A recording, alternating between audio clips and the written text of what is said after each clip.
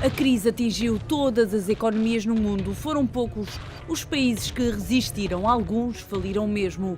Com as dificuldades de financiamento, muitas empresas encerraram portas e arrastaram milhares de pessoas para o desemprego. 30 milhões de postos de trabalho foram destruídos em todo o mundo. Portugal não foi exceção e atingiu no terceiro trimestre de 2010 o valor recorde de pessoas sem emprego. 609 mil pessoas, 10,9% da população. O problema é um problema geral, não é? E, portanto, era difícil evitar uma subida do desemprego. Poderíamos ter tomado algumas medidas estruturais. De facto, o mercado do trabalho português há muito tempo que está preso numa estrutura que não muda e que tem criado problemas sérios. Não tanto de tamanho do desemprego, mas sobretudo de desigualdade dentro da força laboral. Ao longo da década, Portugal assistiu a um crescimento constante da taxa de desemprego, que se traduz em números, pessoas. No espaço de apenas um ano, são quase mais 100 mil trabalhadores que ficaram em casa. Não me renovaram o contrato, tive que vir para o fundo de desemprego. Tenho amigos e familiares que estão na mesma situação, de desemprego, também lhes aconteceu a mesma coisa. Eu já não tenho idade para arranjar emprego e se há tantos jovens desempregados, não sou eu que com certeza que eles me vão arranjar emprego. O desemprego em Portugal atinge sobretudo mulheres com mais de 45 anos e o 9º ano de escolaridade. Sobretudo pessoas que vêm do setor dos serviços e procuram trabalho há mais de um ano, explica o INE. Não é fácil de resolver, porque há uma geração inteira de pessoas que não tiveram nenhuma educação, que conseguiram emprego no seu tempo em empresas onde a educação não fazia falta, as chamadas empresas tradicionais, que começaram a fechar porque acabou o seu ciclo. O fim de um tipo de tecido empresarial que afeta sobretudo os portugueses com mais de 45 anos. Só num ano foram mais de 20 mil os que ficaram sem emprego e engrossam agora a lista dos que procuram trabalho sem que ele surja, mesmo passado muito tempo. No terceiro trimestre já eram perto de 86 mil as pessoas que queriam um emprego e procuravam há mais de um ano.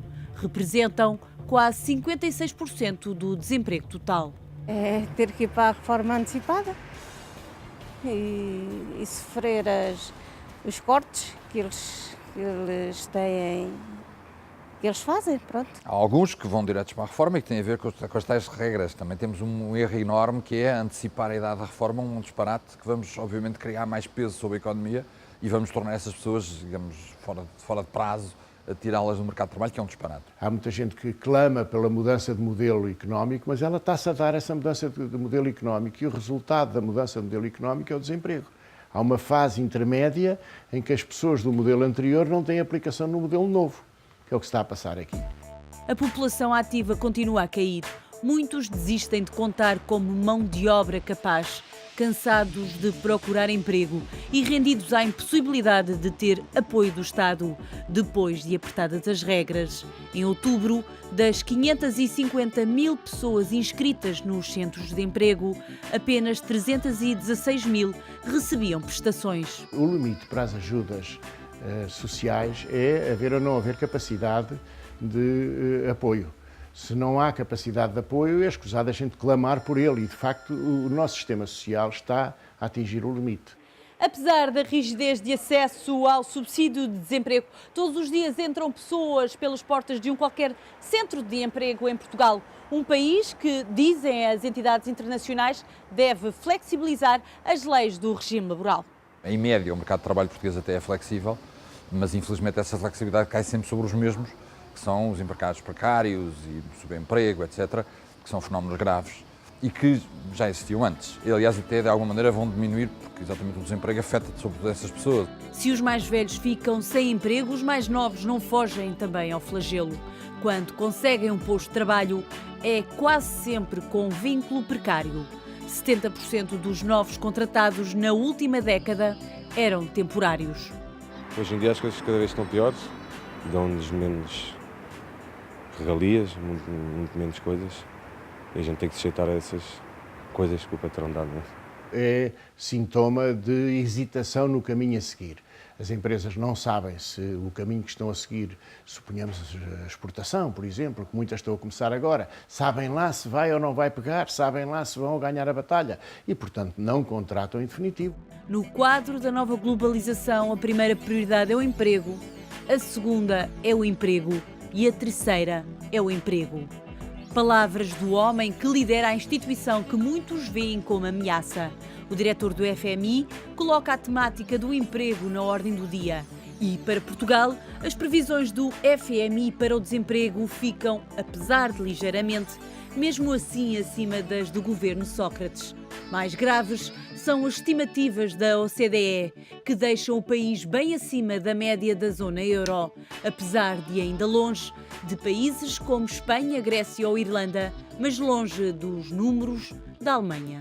De facto, neste momento a taxa de desemprego está a desacelerar, o crescimento está a estabilizar, é um bom sinal, no sentido de que não parece ir aumentar muito mais, mas a recessão é capaz de vir aí outra vez. Enfim, os indicadores para o ano que vem não são muito positivos. Eu acho que é inevitável, infelizmente, e continuo a dizer que tudo isto é um drama terrível, que o desemprego aumente. Há de chegar um momento em que o Estado há de perceber que também os funcionários públicos têm que ser dispensados, e não é só com reformas. Não pode é continuar todas as empresas a reduzir e a tentar racionalizar as suas produções e o Estado a disfarçar sobre isso. Como sair do ciclo do desemprego? É a resposta que todos procuram. O Governo propôs 50 medidas para aumentar a competitividade da economia e estimular a contratação, mas podem não ser suficientes. É também preciso aliviar os impostos das empresas, quem cria impostos, quem cria empregos são as empresas. Portanto, é preciso cortar no desperdício, que infelizmente é muito no Estado, e não carregar mais sobre a economia. Infelizmente é muito mais fácil, sobretudo no curto prazo, quando está a correr a tentar resolver o problema, ir aumentar o problema com medidas que dão receita no curto prazo, mas que estragam a economia a prazo. O Governo espera um crescimento da economia no próximo ano e, como reação, melhorias no mercado de trabalho. Certo é que o ano de 2011, no que toca ao emprego, vai ficar marcado pela discussão de como agilizar os despedimentos.